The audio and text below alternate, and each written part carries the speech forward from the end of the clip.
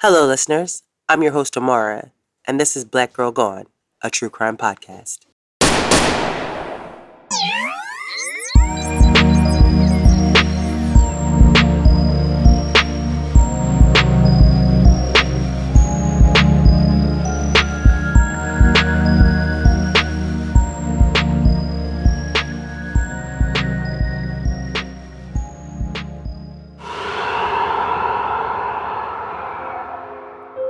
On this episode of Black Girl Gone, we tell the story of 22-year-old Sparkle Rai, who was murdered on April 26, 2000, in her apartment in Union City, Georgia.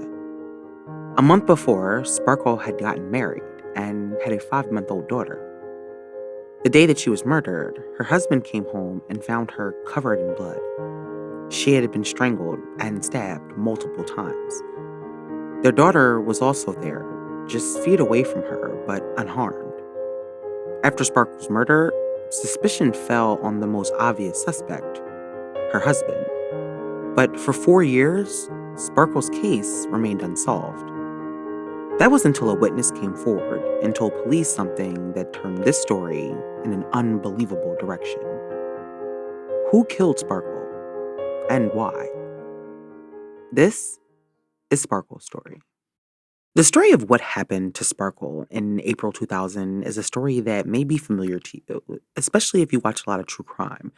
Her story has been featured on Dateline and TV One show ATL Homicide. But for me, it was a story that I wanted to tell, especially for those who have never heard about what happened to her, because there are lessons to be learned from Sparkle's death. And it shows that racism and bigotry aren't just an opinion or an ideology. And when people are consumed by it, they will do anything. Sparkle was born Sparkle Reed on March 23rd, 1978. She lived with her father, Bennett, and her younger sister, Keisha, in Atlanta, Georgia. I couldn't find any information about Sparkle's birth mom, but when she was 16, her dad met a woman named Donna who had a daughter of her own. Bennett and Donna got married a year after they met, and they all moved in together in a home in Atlanta. Donna said that they were one big happy family. Her daughter, who was 7 at the time, adored her older new sisters, and the girls loved her and Donna. For some people, when dating someone with teenagers, it can be hard to connect with them, but Donna got lucky, and Sparkle and Keisha became like her daughters too. In high school, Sparkle was a cheerleader, and after graduating, she got a scholarship to college where she majored in accounting. Although she had always been a good student, as evidenced by the scholarship she received, once she got to college, Sparkle got a little distracted. Her social life got a little too social, and eventually she lost her scholarship and was forced to drop out of college. When she called her parents to tell them that she had lost her scholarship, like most parents, they were disappointed, but they were still going to support her. Sometimes things just don't work out, and at 18, 19 years old, it's really easy to get off track, but God willing, there's always time to get it together. Now, Bennett told Sparkle that if she was going to come back home, then she was going to have to get a job and contribute. But she had other plans. She told her parents that she was going to go to Louisville, Kentucky, where her grandmother and aunt were living. She said that they told her that she could come out there to stay, and she already had a job lined up at a hotel. Adana told Dateline in an interview in 2009 that after being away from home for 2 years, Sparkle just wasn't ready to trade her independence and to live with her parents again. And so in the summer of 1998, she moved to Louisville, Kentucky. And once in Louisville, Sparkle began working at a Travelodge hotel. She worked at the front desk, checking guests in and out, and she seemed to enjoy what she did. But as she began to settle into her new life in Louisville, a new love would take her life in a different direction. Rajiv Rai, 18 at the time, who went by Ricky, was Sparkle's manager. Now, you might be thinking 18 is really young to be managing a hotel, but Ricky's dad owned the hotel and had given his son the responsibility of managing the business for him. Ricky was originally from Mississippi, and that's where his parents had lived. Ricky had hired Sparkle, but not long after she started working there, their professional relationship turned romantic, and the two started dating. Now, things between the couple began to move really fast, and before anyone knew, Ricky and Sparkle were head over heels in love. But for Ricky, his relationship with Sparkle was problematic. Not because he was her manager, but because he was Indian, and he knew that his parents would have an issue with him dating a black woman. So he tried his best to keep his two lives separate. He told Sparkle that he didn't have a good relationship with his parents, but it's not clear if he ever fully explained to her that they would have an issue with her being black. But after months of keeping their relationship from his family, somehow they found out. And when they did, they were not happy. They wanted Ricky to stop dating Sparkle immediately, but he refused. They had fallen in love, and Ricky had decided that he was not going to allow his parents to dictate his life or who he loved, and so he chose Sparkle. Now, when going back through this story 22 years later, it's hard to pinpoint exact timelines, but as Sparkle and Ricky's relationship continued, so did his rift with his family. Now, that Christmas, Sparkle came back home to spend the holiday with her family. And she had given her stepmom, Donna, a designer bag, and she had said that her boyfriend had helped her pick her out. And that's when they learned that Ricky and Sparkle were more than just coworkers. Now, for Sparkle's family, they had some reservations about this new boy that she was dating, but they trusted her judgment. And from what she said, he was a really nice guy. And she did reveal to her parents that he was kind of the black sheep of the family. I mean, he had four brothers and sisters who had all gone on to earn advanced degrees, but Ricky was a college dropout. And for his father, who had been a college professor before becoming a businessman, this was unacceptable. And she admitted to Donna that his family wasn't really happy that they were dating. But Donna figured that it was just kind of a parent thing, them being overprotective of their teenage son. She had no idea that their issue was much deeper and much darker. Now, 2 months later, in February 1999, Donna and Bennett got a call from their daughter with some unexpected news. She was pregnant. Now, neither of them were really happy about this news. I mean, they both felt that Sparkle was too young to be a mom, and Ricky, at just 18, was even younger. Donna told Dateline that they were concerned. Young, unwed, college dropouts. For her parents, the timing was just wrong, but Sparkle was in love. That was clear. And she was excited about being a mom. And although they were not happy, they supported Sparkle. Ricky's parents, however, were not happy at all. They were angry, and their resentment towards Sparkle began to grow. But again, Ricky wasn't going to allow his parents to stop him from being with Sparkle. And in May 1999, the couple moved back to Atlanta so that they could be closer to Sparkle's family. Whatever reservations that her parents had had about Ricky disappeared when they met the young man. It was obvious that he cared a lot about their daughter. He doted on Sparkle. He was always checking on her and making sure she was comfortable, pulling her chair out. I mean, Sparkle was so happy, and her parents were happy for her. Ricky's parents continued to keep their distance, but it didn't seem to really affect the young couple. They had plenty of support from Sparkle's family. Not long after moving to Atlanta, the couple moved to Columbus, Georgia. Bennett, Sparkle's dad, had a cousin who owned a store there, and he hired Ricky to work for him. Over the next few months, Sparkle got ready for the baby, who they found out would be a girl. And Bennett and Donna traveled to Columbus on the weekends to visit and help them get ready for the new baby. In October 1999, Sparkle gave birth to a healthy baby girl that they named Anala, which means fiery one in Hindu.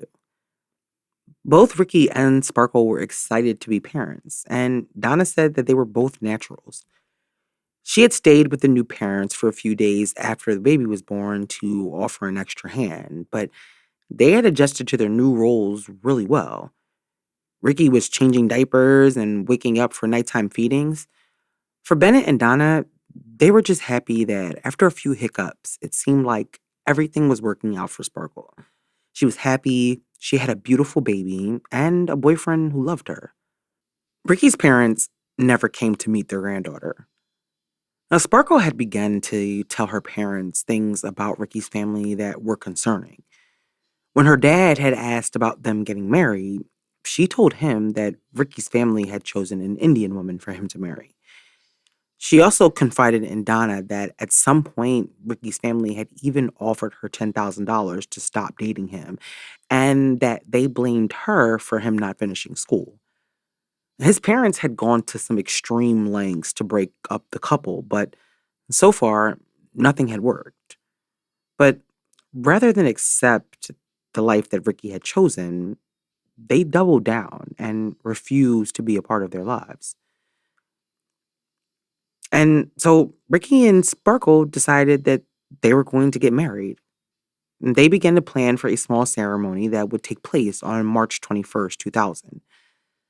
By this time, it appears that the couple had moved to Union City, Georgia. However, when they moved isn't exactly clear. But a few months before the couple's wedding, Ricky told his wife that his father had died. Ricky said that his father had suffered from some sort of illness and had died unexpectedly. Now, the news came as a complete shock to Sparkle and her parents. They had never met Ricky's dad, but knowing the state of their relationship, it was sad that he had died so suddenly. Sparkle told her parents the sad news and that Ricky would be going to India for his dad's funeral with his mom. Sparkle, of course, would not be going with him. Now, he was gone for a few days, but when Ricky returned from India, another tragedy struck. Ricky said that his mom had stayed behind in India and was at her brother's house when a tornado hit the area where they were, and his mom and his uncle had been killed. It seemed to be a devastating end to what had been a tumultuous relationship between Ricky and his parents.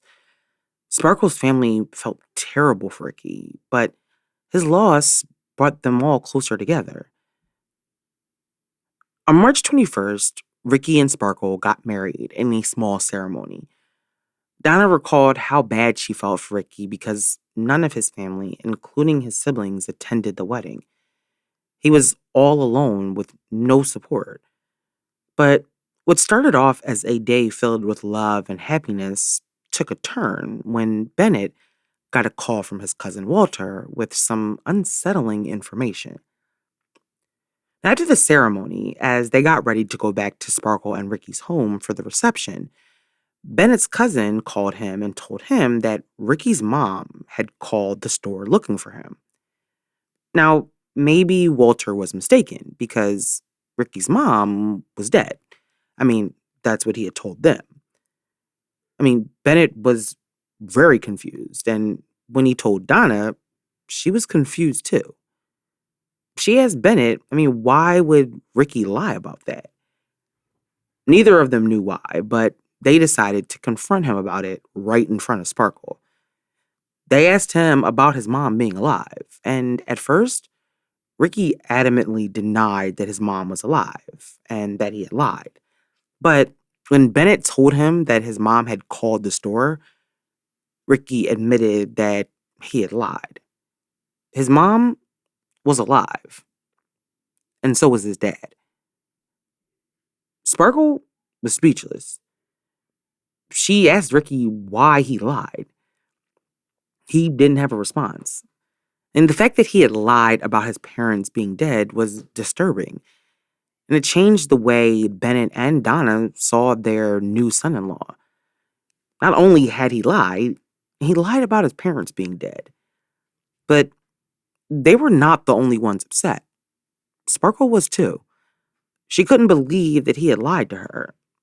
And so she decided to go with the baby to stay at her parents' house. She was too hurt to stay at home with Ricky and needed somewhere to clear her head. Now, Sparkle's aunt decided that the Rais needed to know what was happening, and she decided to call Ricky's family and tell them about the marriage. When Ricky found out, he was livid.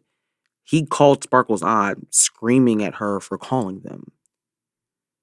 But now the truth was out. Sparkle knew his parents weren't dead, and they knew that they had gotten married. maybe they could just all move on now. Sparkle stayed at her parents' house, but she spoke to Ricky on the phone every day. And after a week, she decided that she was going to go home. Her dad wasn't happy about it. And he asked her how she could go back after he lied, but she said that she wanted to give the relationship another chance for the sake of their daughter. But Sparkle also still loved Ricky. Her parents didn't want her to go back, but they continued to support her. But just 4 weeks later, Sparkle was dead. And her family's journey for truth and justice would take them down a long road to an unimaginable conclusion. 4 weeks before she was found brutally murdered, 22-year-old Sparkle Rai found out that her husband of a few hours had lied about his parents being dead. Despite his lie, Sparkle took him back, and the couple tried to reconcile. But on April 26, Sparkle and Ricky found their lives turned upside down. After moving back to her apartment with Ricky, it seems as if Sparkle was ready to move past this part of their lives. It was probably clear to her at that point that she would never have a relationship with her in laws, but Ricky had chosen her over them, and so she wanted to be with her husband. April 26th had started off as a normal day. Ricky went to work, and Sparkle stayed home with Nala, who by that time was 5 months old. It had been a few weeks since Ricky dropped the bombshell that he had lied about his parents' death, and although Sparkle had forgiven him, her dad Bennett had now lost any trust that he had in Ricky. But when Ricky returned from work that evening, he made a horrifying discovery. Inside their apartment, he found Sparkle unconscious and bleeding from multiple stab wounds. Her daughter was just feet away, unharmed physically. Now, Ricky called 911 and Bennett, who rushed over to his daughter's apartment. Ricky also called Donna and told her that Sparkle had been attacked. Now, she had no idea what had happened or what he meant by attacked, but the last thing that she thought was that she was dead. Donna said that Ricky was sobbing on the phone and told her that she needed to get over to the apartment now. By the time Donna got there, Bennett was already there, and so were over a dozen police officers. It was obvious that something serious had happened, but she just didn't know what. She said when she got out of the car, Bennett walked up to her and she asked him what happened and was Sparkle okay? And he shook his head no. He told her that Sparkle was dead. She said she had never seen her husband cry before. He told her that someone had come into Sparkle's home and stabbed her and then strangled her. It was unimaginable. How could Sparkle be dead? Who would want to murder her? The police needed to speak to Ricky, and so he gave a nod to Donna so that he could go to the station. Now, when a woman is murdered, the husband is usually the first suspect, so it wasn't unusual for police to need to speak to him first. But for Bennett, his suspicion of Ricky wasn't just because he was the husband. It was because he had shown himself to be a liar. And so he had questions about whether his son in law was involved. The murder had been brutal. Sparkle had been stabbed multiple times. Her throat was slit, and she had been strangled with the cord of a vacuum cleaner. It looked like a crime of passion. Somebody wanted her dead. There were also no signs of forced entry, which gave police the impression that Sparkle may have known her killer. But what was the motive? Well, it wasn't robbery, according to police, because the house had not been ransacked and nothing had been taken. In fact, Sparkle's purse was found at the apartment, as well as money that had fallen out, but none of it had been taken. Investigators did not find very much evidence, however. No DNA, no fingerprints, nothing. They had found some shoe prints and blood, but without anything to compare them to, that evidence wasn't really helpful. Now, the night of the murder, police brought Ricky in for questioning, but his calm demeanor struck them immediately as odd. Now, people handle grief differently. He could have just been in shock, but investigators described him as emotionless, and Bennett agreed. He told Dateline that Ricky's behavior was odd, that he was just walking around with the baby after the murder, and that he never actually saw Ricky display any emotion that night. At the station, police spoke to Ricky for several hours. Detectives asked him if he had touched Sparkle when he found her, and he told them that he had not. He said that when he found her, she was covered in blood and that he called her name but got no response. He told detectives that when he went to touch her foot, that he heard his daughter cry, and so he turned his attention to the baby. During the interview, the detectives asked him why he didn't run over to check on his wife when he found her covered in blood. And Ricky said, quote, "I don't know, because I didn't know what to think at that point. I really didn't know what to think. I had no idea what was going on." But after 8 hours of questioning, detectives let Ricky go. They had found his behavior strange, but they had no reason to keep him, and none of the evidence that they had pointed towards him. They did look into his whereabouts, and Ricky had an alibi for the time that the murder was committed. And so they were pretty convinced that Ricky had not committed the murder. But who did commit the murder was going to be difficult for police to figure out. I mean, they never really got any solid leads, and nobody really seemed to know anything. The detectives on the case said that it wasn't long before Sparkle's case went cold. And not long after her murder, Ricky left town and moved to Chicago. But he didn't take his daughter. Instead, he gave custody to Bennett and Donna. He told them that he couldn't give her the future that she deserved. They never saw Ricky again. For a while, he would still call, but eventually the call stopped too. Ricky had decided that he no longer wanted to be in his daughter's life. In Chicago, Ricky started a new life. No one there knew about the tragic murder of his wife, and he didn't tell anybody. According to the Atlanta Constitution Journal, Ricky moved to Chicago and rode a motorcycle, went to Bears games, and bragged about the women he was dating. People who knew Ricky in Chicago said that he never showed the kind of emotions you would expect from someone who had gone through something so horrible. Eventually, he married a woman who was Indian and they moved to the suburb of Chicago. According to the Atlanta Constitution Journal, she had no idea what had happened to his first wife when they met. But back in Atlanta, Bennett and Donna were now raising their granddaughter. They said that immediately after the murder, Anala seemed to be in shock. She didn't really cry very much, but then she began to wake up in the middle of the night, screaming hysterically. Bennett and Donna did their best to fill the void left by Sparkle's death and Ricky's absence. And they did what they could to protect her and give her a good life. A year after Sparkle's murder, detectives still had not found her killer. Her father offered a $5,000 reward for information. I mean, they weren't willing to give up finding justice, but for a while, it seemed like justice would never come. As Bennett and Donna entered year 4 since Sparkle's murder, for many, life had just gone on, but for them, they still wanted to know who killed Sparkle and why. And in 2004, they finally got the break that they needed to find out those answers.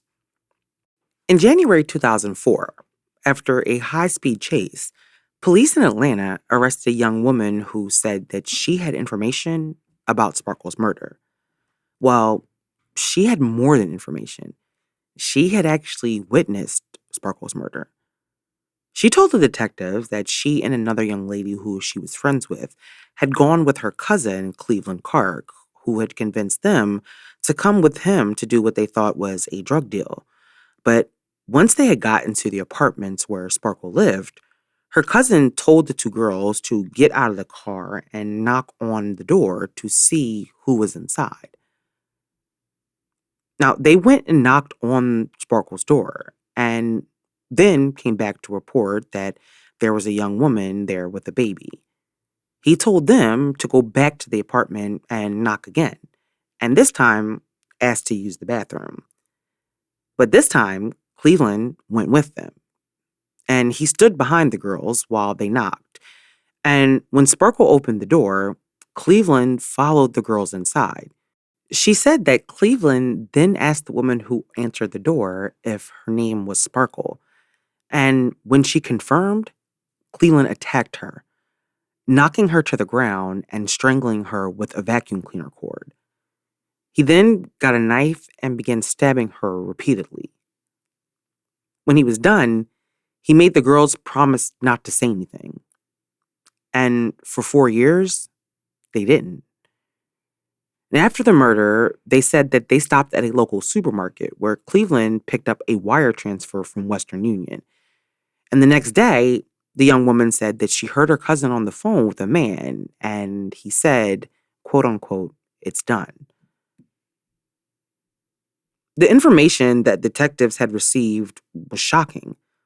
The woman who told police this information had been arrested by Atlanta PD, who then contacted the detectives working on Sparkle's murder. They met with her and they were able to also meet with the friend, and she corroborated the story.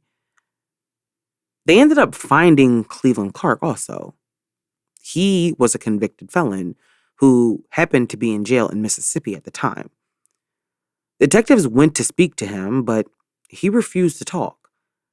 Now, they had no idea how he was connected to Sparkle or why he would have wanted to kill her, but based on the information from his cousin and her friend, it sounded to them like he had been hired by someone to kill Sparkle. But with Cleveland not talking to detectives, they had to try to piece together this mystery with the information that they did have. After the murder, Cleveland's cousin said that they stopped to pick up money that had been sent by Western Union. And so, armed with that detail, detectives were able to go back and find the transactions and who they were sent by. And they actually found 3 transfers, one for $400, one for $500, and one for $600. And they were all sent by the same man, Willie Evans, a 74-year-old man who lived in Jackson, Mississippi. The payments had been sent on April 16th, 19th, and 24th.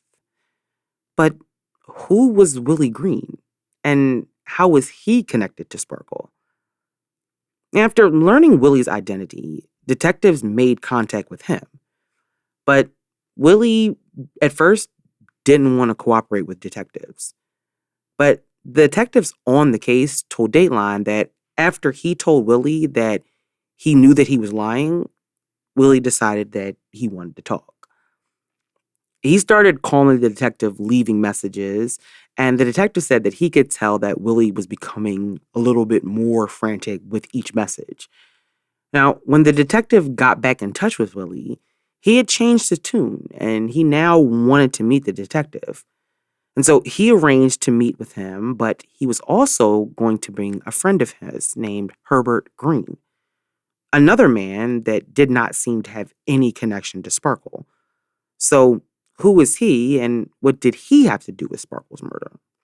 She said that Cleveland then asked the woman who answered the door if her name was Sparkle. And when she confirmed, Cleveland attacked her, knocking her to the ground and strangling her with a vacuum cleaner cord. He then got a knife and began stabbing her repeatedly. When he was done, he made the girls promise not to say anything. And for 4 years, they didn't.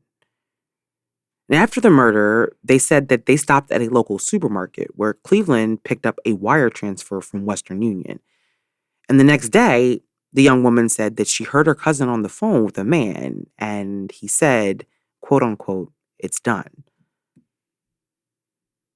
The information that detectives had received was shocking. The woman who told police this information had been arrested by Atlanta PD, who then contacted the detectives working on Sparkle's murder. They met with her and they were able to also meet with the friend, and she corroborated the story. They ended up finding Cleveland Clark also. He was a convicted felon who happened to be in jail in Mississippi at the time. Detectives went to speak to him, but he refused to talk. Now, they had no idea how he was connected to Sparkle or why he would have wanted to kill her. But based on the information from his cousin and her friend, it sounded to them like he had been hired by someone to kill Sparkle.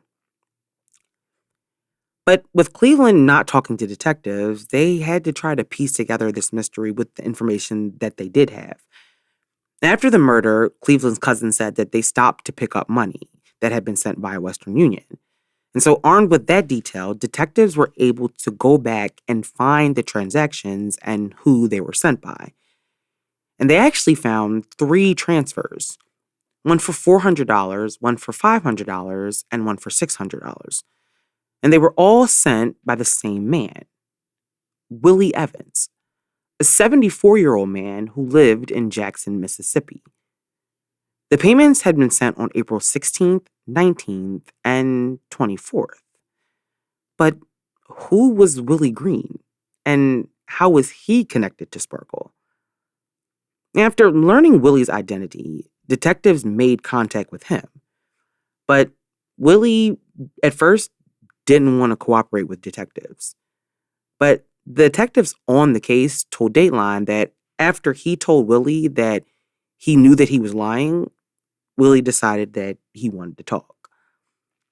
He started calling the detective, leaving messages, and the detective said that he could tell that Willie was becoming a little bit more frantic with each message. Now, when the detective got back in touch with Willie, he had changed his tune, and he now wanted to meet the detective. And so he arranged to meet with him, but he was also going to bring a friend of his named Herbert Green, another man that did not seem to have any connection to Sparkle. So, who was he and what did he have to do with Sparkle's murder? Now, before the meeting, the detective looked into Herbert Green's background to see exactly who he was. And that's when they found a familiar connection. Herbert Green had been a longtime friend and business partner of Ricky's father, Cheeman Rai. The same father Ricky had told Sparkle had died. Now, he was, of course, alive and well, and he was living in Jackson, Mississippi. And so was Herbert. Now, when detectives met with the 2 men, they told the men that they had one option: tell the truth about their connection to Cheeman, or they were going to jail. Now, facing jail time, the men began to tell detectives exactly what happened and who was involved. Herbert told them that in April 2000, Cheeman had approached him about having his daughter-in-law killed. He told Herbert that the girl was causing him problems and he needed her killed. Now, Herbert agreed to help Cheeman, and so he contacted Willie, who then contacted Cleveland Clark, who agreed to commit the murder for $10,000. Now, Cheeman agreed to give Cleveland $1,500 in upfront money, and so he gave the cash to Herbert along with a note that had Ricky and Sparkle's address on it. Herbert then gave it to Willie, who gave it to Cleveland. And Cleveland, who had an aunt in Atlanta, took the money and the note that same day and left and headed to Atlanta. Now, over the next week, Cleveland and Willie continued to communicate, and they spoke on the phone several times. Cleveland would call to report on his progress, and at first, he was having trouble accessing the apartment because of the security gates. But on the day of the murder, he called to say that he had 2 girls that were going to help him. After detectives speak to Herbert and Willie, they are sure that they have finally got their killer, and the person responsible was her father-in-law, Cheeman Rai. But they needed more, and so Herbert agreed after their conversation to meet with Cheeman and wear a hidden camera so that police could record the conversation. And so Cheeman and Herbert met at a hotel. And during their meeting, he told him that Atlanta PD was in Jackson asking questions about a murdered girl in Atlanta. Herbert told Cheeman that he needed $5,000 so that he could get away for a little while. He told them that the police had been to his house twice, but that he hadn't talked to them yet, and asked him what he should say to them when he did. And Cheeman told him that he didn't know. And Herbert said that if he went to jail, then Cheeman was going to jail too. And he responded, well, if we have to go to jail, we have to go to jail. He told Herbert that he didn't have $5,000, but did agree to give him $500. Detectives had hoped to get more out of Cheeman, but what they had was enough. And in September 2006, Cheeman Rai was arrested and charged with murder.